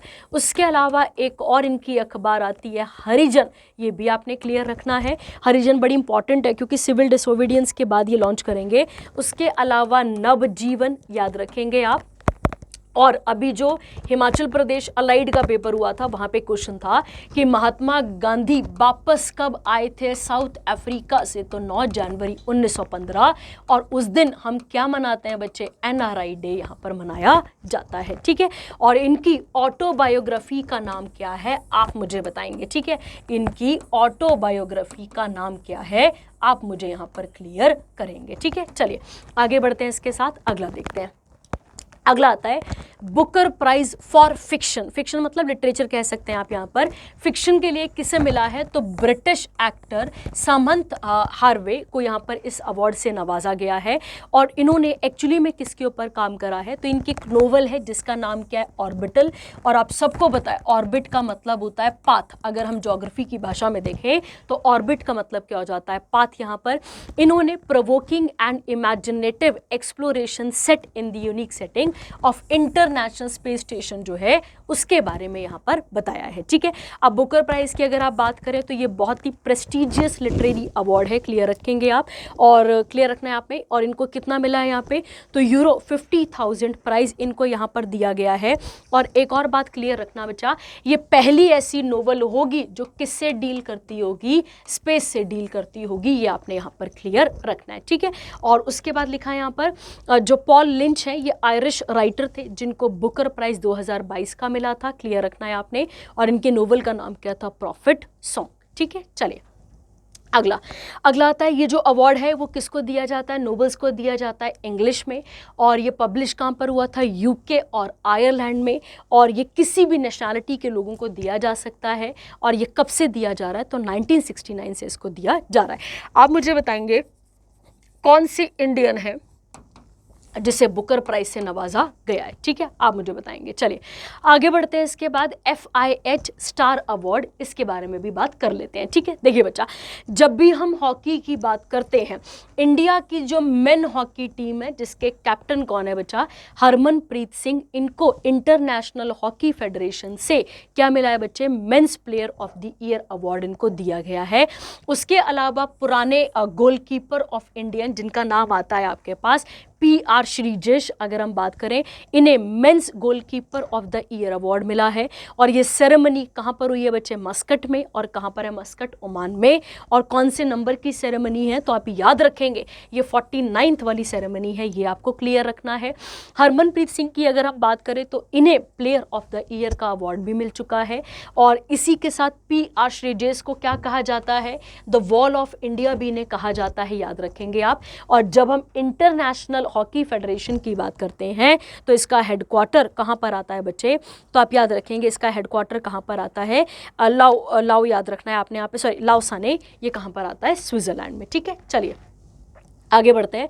अगला सेक्शन आपके पास कौन सा वाला आता है, रिपोर्ट रैंकिंग, और इसके साथ वाला देख लेते हैं क्या क्या चीज़ें आती हैं, ठीक है। देखिए बच्चा, कहता है यहाँ पर अगर हम देखें अकॉर्डिंग टू ADB, ठीक है, ADB एशियन डेवलपमेंट बैंक की अगर हम रिपोर्ट की बैंक रिपोर्ट की अगर हम यहाँ पर बात करते हैं, इसकी रिपोर्ट का टाइटल क्या है, तो आप याद रखेंगे एशिया पैसिफिक क्लाइमेट रिपोर्ट 2024, जिसमें finance, policy, solution, climate change, इन सब चीज़ों के ऊपर बात की गई है, ये हमें यहाँ पर देखना है, ठीक है। क्या कहता है बच्चे यहाँ पर, कहता है इट हैज फर्दर एस्टिमेटेड कि Asia Pacific will experience 41% loss in GDP by 2100, मतलब 2100 में यहाँ पर ये किया जाएगा। इस रिपोर्ट की अगर हम यहाँ पर माने तो क्या बोल रहा है यहाँ पे कि the region could be at risk from coastal inundation and trillions of dollar worth for coastal asset could face annual damage by 2070, ठीक है। तो एक्चुअली में ये पूरी की पूरी रिपोर्ट किससे डील करती है, क्लाइमेट चेंज से। और क्लाइमेट चेंज से क्या क्या असर पड़ेगा इसके बारे में ये मेनली बात यहाँ पर कर रही है, ठीक है। अब ये लॉसेस कहाँ कहाँ देखने को मिलेंगे, देखिए लिखा होगा यहाँ पर बांग्लादेश, वियतनाम, इंडिया में भी देखा जाएगा। और इंडिया में कितना है, 24.7, ये आपने यहाँ पर क्लियर रखना है, ठीक है। इसके प्रेसिडेंट कौन आते हैं, तो मस्तसुगु आ जाते हैं, याद रखेंगे। हेडक्वार्टर कहाँ पर है, मनीला फिलीपींस में। मेंबर नेशंस कितने हैं, 69। और कब बना था ये, 1966 में। अगली आती है हुरून रिपोर्ट आ जाती है इंडियन फिलैंथ्रोपिस्ट की, ये आप देखेंगे। इसके साथ की क्या लिखा है बच्चे यहाँ पर, कहता है शिव नडार, और अगर हम बात करें शिव नाडर भी कहते हैं, शिव नाडर और उनकी फैमिली जो है उनको India's most generous for the 3rd time ये अवार्ड यहाँ पर दिया गया है। सेकंड कौन आते हैं यहाँ पे, मुकेश अंबानी, क्लियर रखेंगे आप। और उसके अलावा थर्ड नंबर पे कौन आते हैं, तो आप याद रखेंगे बजाज फैमिली, आपने क्लियर रखना है, ठीक है। Rohini Nilekani, co-founder and director of EkStep, has been named as India's most generous women with personal donation in ₹154 crore. अब ऐसे ये लोग हैं बेटा जिन्होंने क्या करा है, दान, चैरिटी बहुत ज़्यादा करी है, उनके बारे में बात की गई है। और उसके बाद ज़ीरोधा के को फाउंडर निखिल कामत, इनको यंगेस्ट फिलंथ्रोपिस्ट के यहाँ पर बोला गया है, ठीक है। चलिए आगे बढ़ते हैं इसके साथ। अगला जैसे मैंने भी आपको NIRF रैंकिंग बताई थी, NIRF जो है वो इंडिया के इंस्टीट्यूशंस को मिलती है, वैसे ही आपको याद रखना यहाँ पर आती है QS world university banking Asia 2024।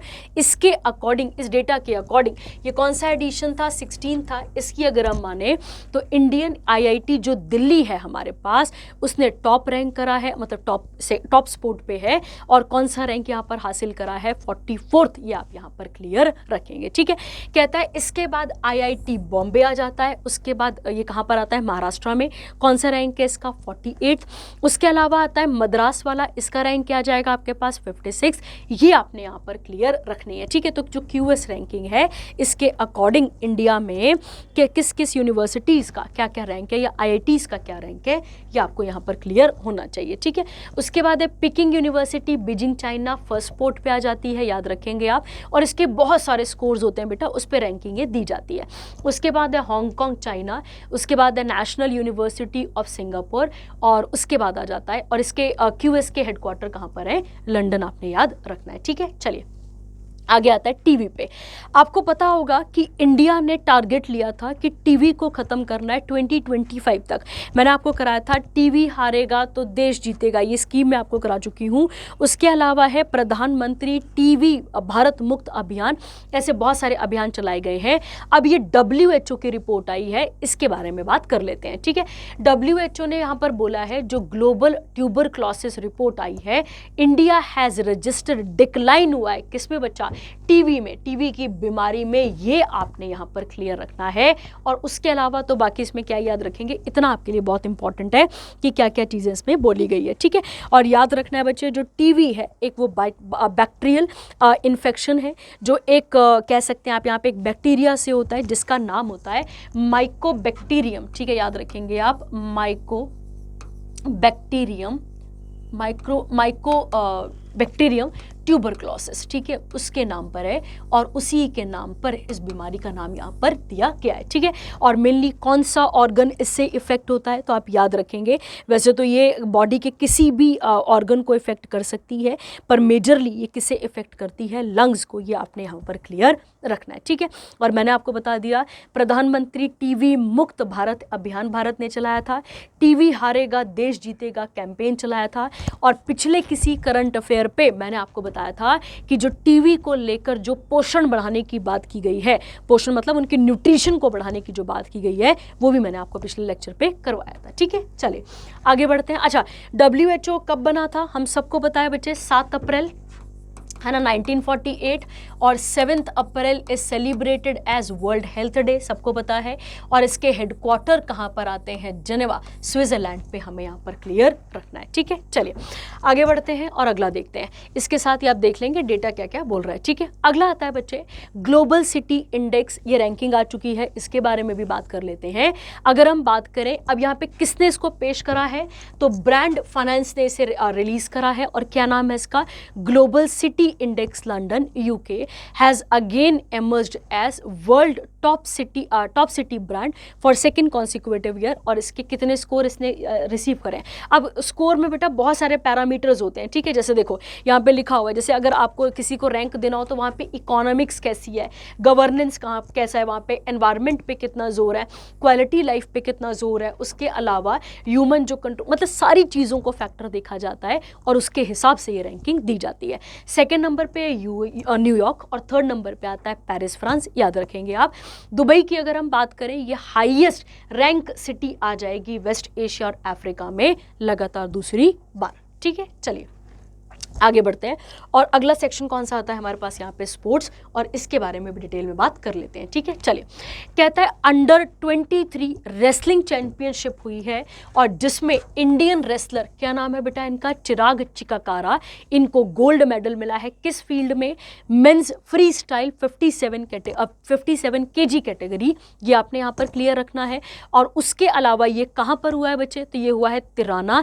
Tirana कहाँ पर आएगा? अल्बेनिया, याद रखना है। ठीक है, कहता है the 18-year-old became only the second Indian men wrestler and third overall to win क्या जाएगा यहाँ पे, the gold medal in the under 23 world championship. ठीक है, तो बड़ा इंपॉर्टेंट है ये करंट अफेयर। और ये कहाँ से बिलोंग करते हैं चिकाकारा? तो आप याद रखेंगे कहाँ से बिलोंग करते हैं, ये हरियाणा से बिलोंग करते हैं। ठीक है, क्लियर हो गया। चलिए आगे बढ़ते हैं इसके साथ। अगला, अच्छा इसी के साथ है, इसी के साथ आप आगे जोड़ लेंगे।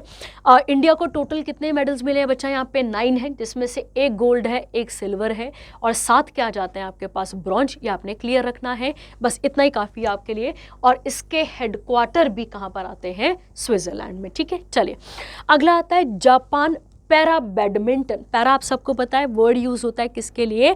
कह सकते हैं आप यहाँ पे फिजिकली जो डिसेबल लोग होते हैं उनके साथ इस वर्ड को यहाँ पर कनेक्ट किया जाता है। तो जापान में para badminton player von a total 24 medals, जिसमें 6 गोल्ड, 9 सिल्वर, 9 ब्रॉन्ज हमें देखने को यहाँ पर मिलते हैं। और याद रखिए कहाँ पर हुआ है ये? टोक्यो जापान में, ये आपने यहाँ पर क्लियर रखना है। ठीक है, और बैडमिंटन वर्ल्ड फेडरेशन का हेडक्वार्टर कहाँ पर है?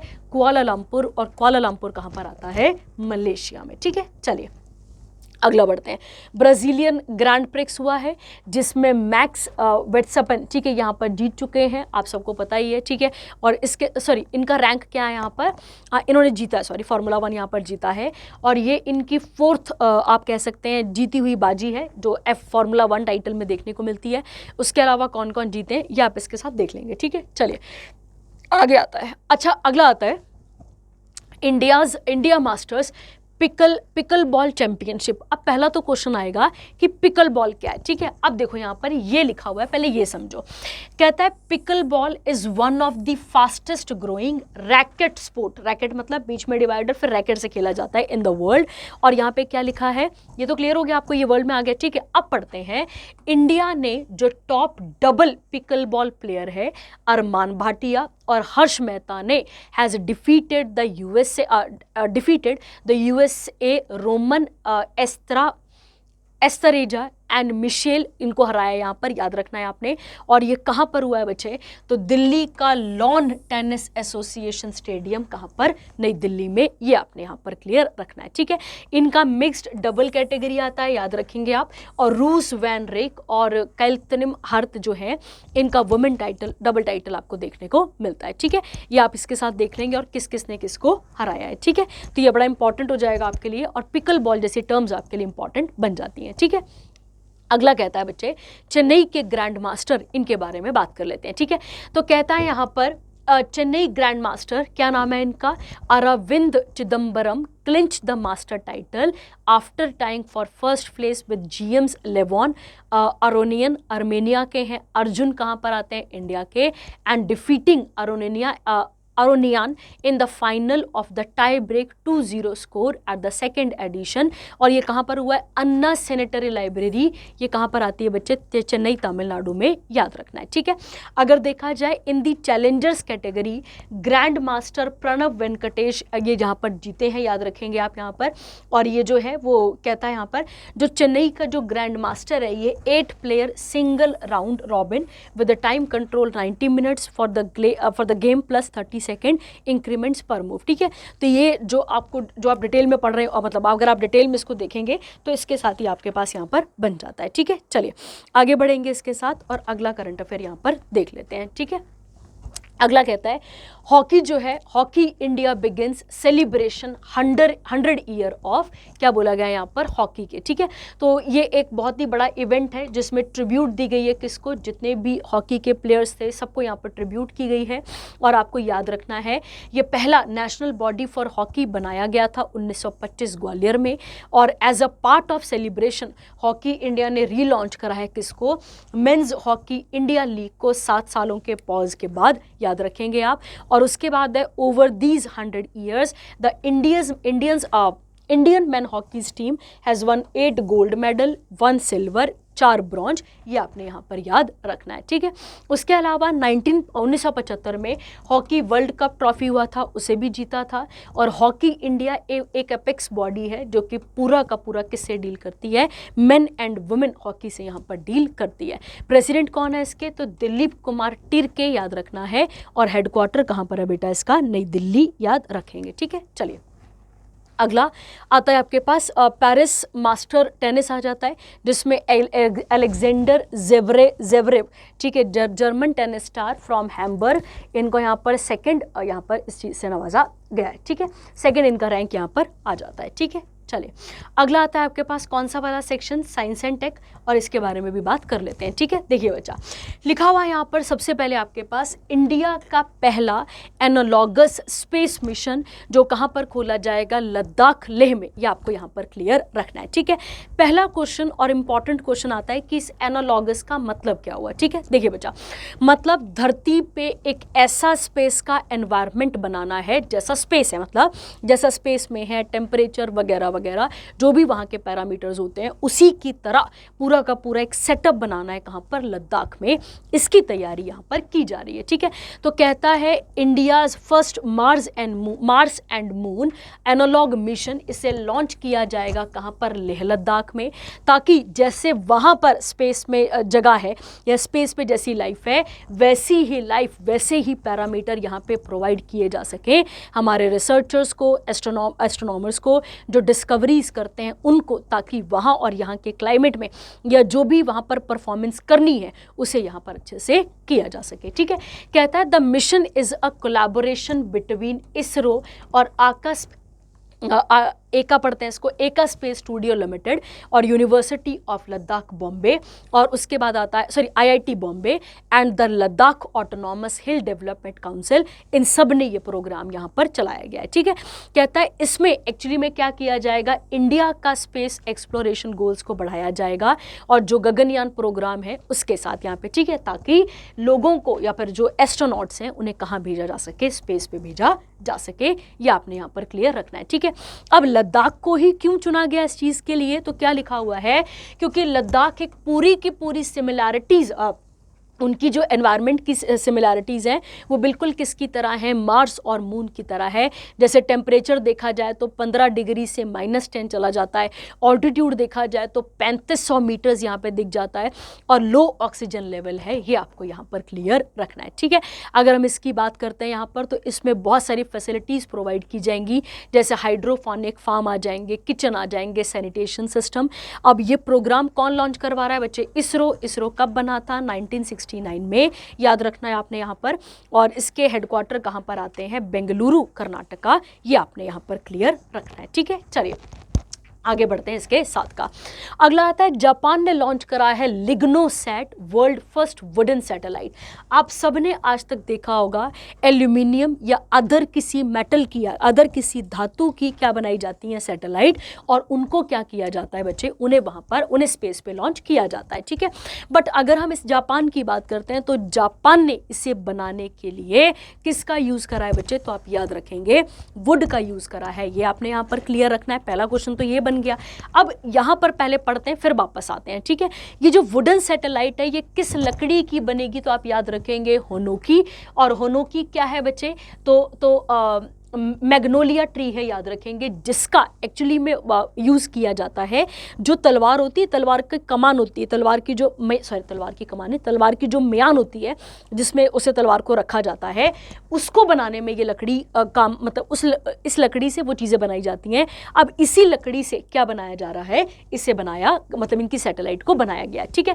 तो ये किसने बनाई है बच्चा, तो आप याद रखेंगे जापान ने लॉन्च करा है लिग्नोसैट। ये फर्स्ट वुडन सैटेलाइट होगा स्पेस पे जाने वाला, NASA Canada space centre in Florida USA में से बनाया गया, ठीक है।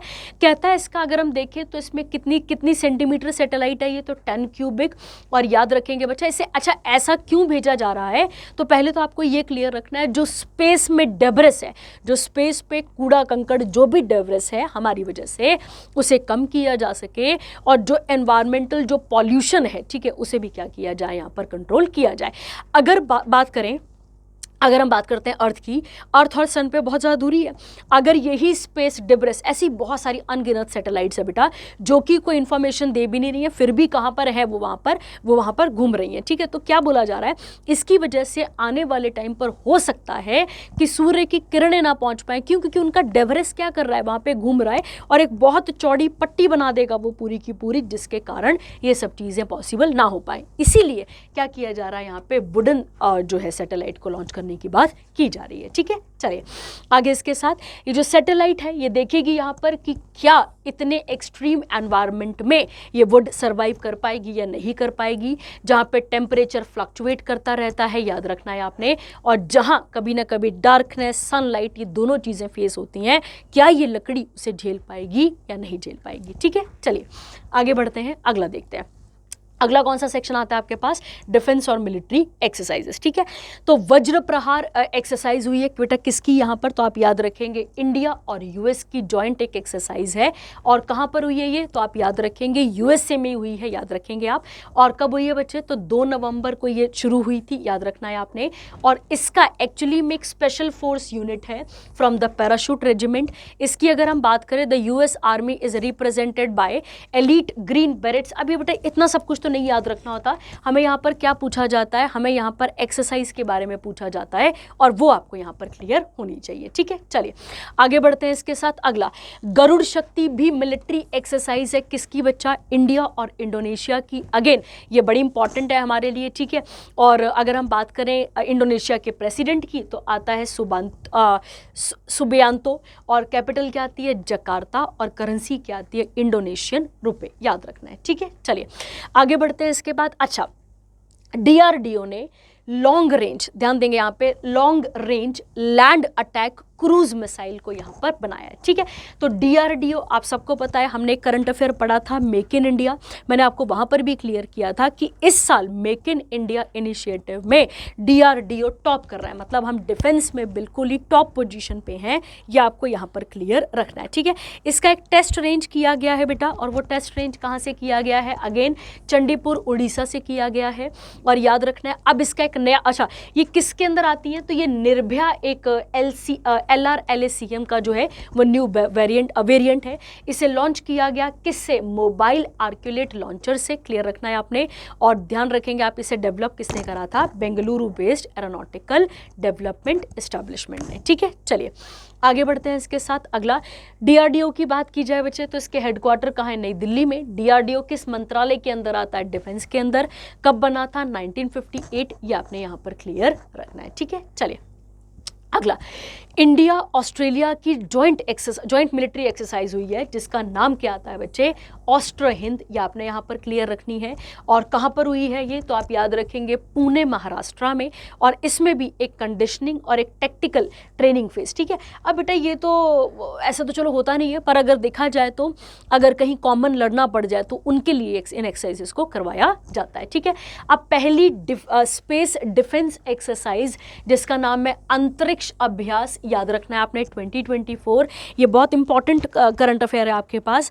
मतलब देखो बेटा, एक्चुअली में ये किसने कंडक्ट करवाई है, तो मिनिस्ट्री ऑफ डिफेंस ने इसे कंडक्ट कराया है। और इसका मेन एम क्या है बच्चे, इसका मेन एम है कि जो स्पेस से रिलेटेड जितने भी खतरे हैं उनसे निपटने के लिए, साथ ही साथ जो स्पेस पे एसेट्स हैं, एसेट्स क्या क्या है, रॉकेट हैं, नेविगेशन सैटेलाइट्स हैं, इनसे इनको प्रोटेक्ट करने के लिए इस पर्टिकुलर प्रोग्राम को चलाया गया है, ठीक है। तो यहाँ पे लिखा हुआ है, ये आप इसके साथ यहाँ पर देख लेंगे, ठीक है। चलिए उसके बाद आता है बैंकिंग और इकोनॉमी का सेक्शन आपके पास, ठीक है। चलिए बात कर लेते हैं। अगर हम बात करें फॉरेन एक्सचेंज रिजर्व, जिसे हम फॉरेक्स भी कहते हैं, इसके बारे में हम पहले भी बात कर चुके हैं, ठीक है। देखिए क्या कहता है आरबीआई ने रिलीज करा है 43rd हाफ ईयरली रिपोर्ट को अप्रैल से लेके सितंबर तक, और इसका नाम क्या है, management of foreign exchange reserve, याद रखेंगे आप।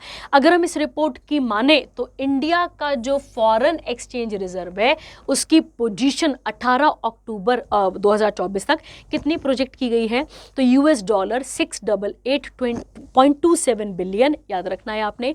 उसके बाद एसेट कितने हैं, गोल्ड कितना है अपने पास, स्पेशल ड्राइंग राइट्स कितने हैं, और रिजर्व ट्रांचे पोजीशन कितनी है, ये आप इसके साथ यहाँ पर देख लेंगे। ठीक है, ये मैं आपको बता चुकी हूँ कि फॉरेन रिजर्व मतलब जब हम गोल्ड रखते हैं अपने पास, करेंसीज को रखते हैं डॉलर में, यूरो में, पाउंड में, ये आपने पढ़ा हुआ है पहले इसके साथ का। ठीक है, चलिए आगे बढ़ते हैं इसके साथ।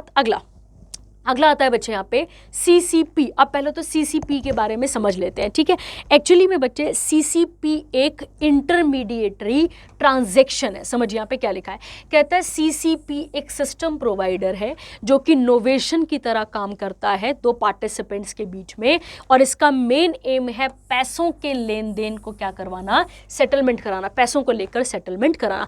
CCP become buyer to every seller, और सेलर बन जाता है किसके लिए, बायर के लिए। ये आपने यहाँ पर क्लियर रखना है। ठीक है, इसका मेन एम क्या है, जो पैसा है मतलब जो क्लियरिंग करना, मतलब जितना भी बेटा जो भी क्रेडिट रिस्क है उसे खत्म करना, उसे क्लियर करना और उसकी सेटलमेंट करना। ठीक है, कहता है RBI ने अनाउंस करा है कि कोई भी एंटिटी जिसको ऑथराइजेशन और रिकॉग्निशन चाहिए उसकी एटलीस्ट नेटवर्थ कितनी होनी चाहिए, 300 करोड़, याद रखेंगे आप, और किस टाइम पीरियड पे, जब वो अपनी एप्लीकेशन को सबमिट करने जा रहा है। ठीक है, याद रखेंगे आप। चलिए हो गया अगला, और हमारे इंडिया में इन्हें कौन इनके ऊपर कौन काम करके रखता है, या कौन इनको संभालता है, तो आप याद रखेंगे RBI इन्हें संभालता है। ठीक है, चलिए अगला आता है SBI जो है वो बेस्ट बैंक इन इंडिया आपको देखने को मिलता है 2024 में, और इसके हेडक्वार्टर कहाँ पर है, मुंबई महाराष्ट्र, याद रखेंगे आप।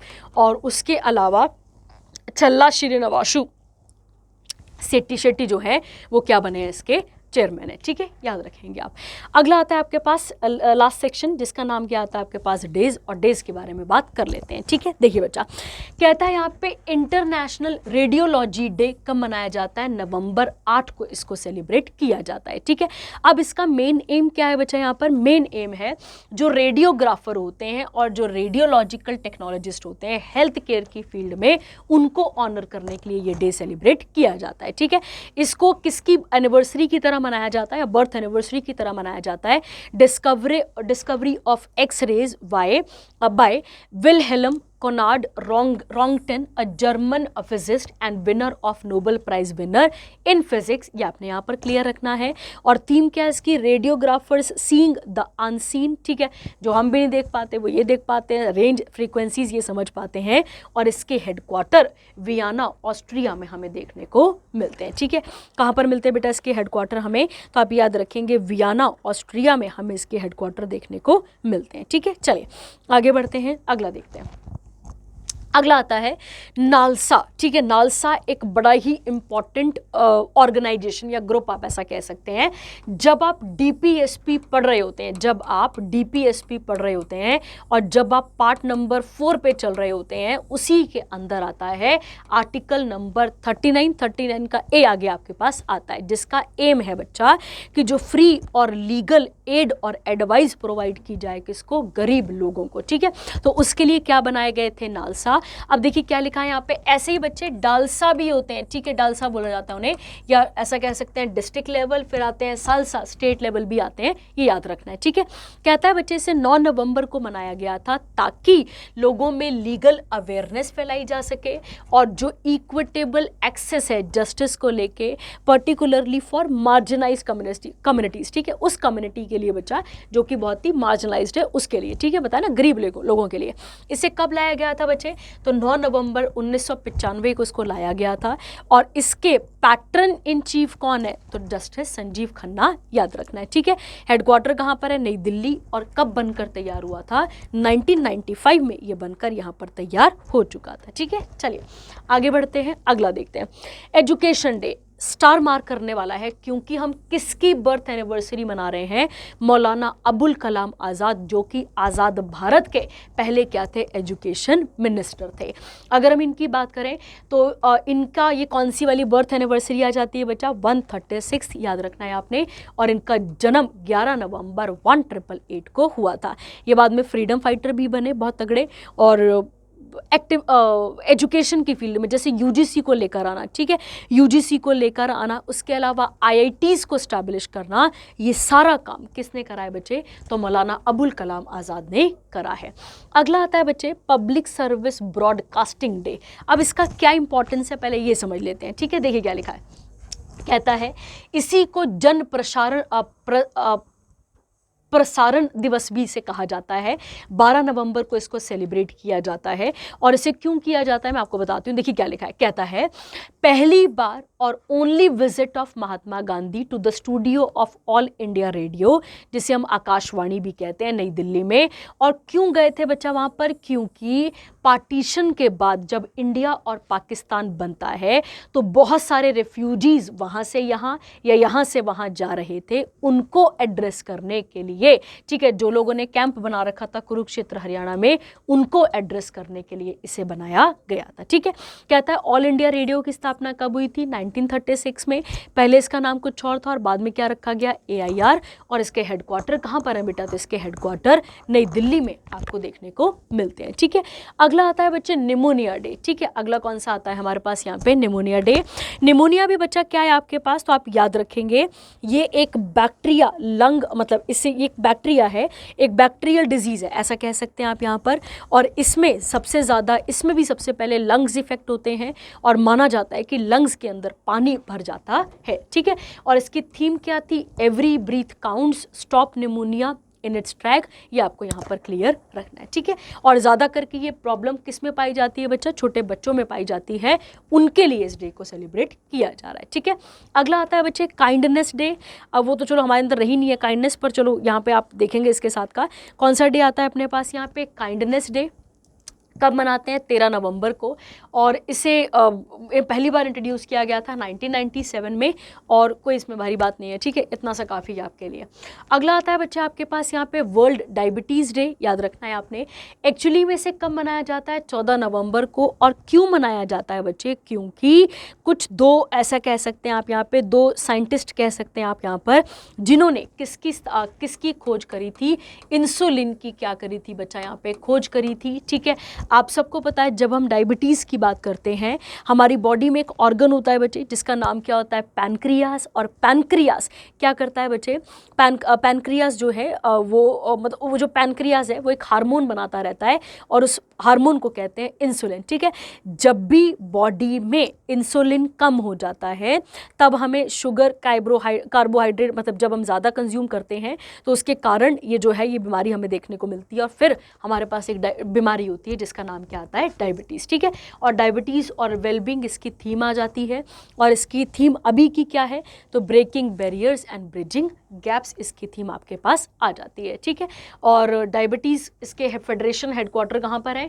Brussels, Belgium. और कब बना था? 1950 में, ठीक है। चलिए, तो आई होप आपको यहाँ तक चीज़ें समझ में आ गई होंगी। जो आपको डाउट लगेगा वो आप पूछ सकते हैं। Thank you, have a nice day.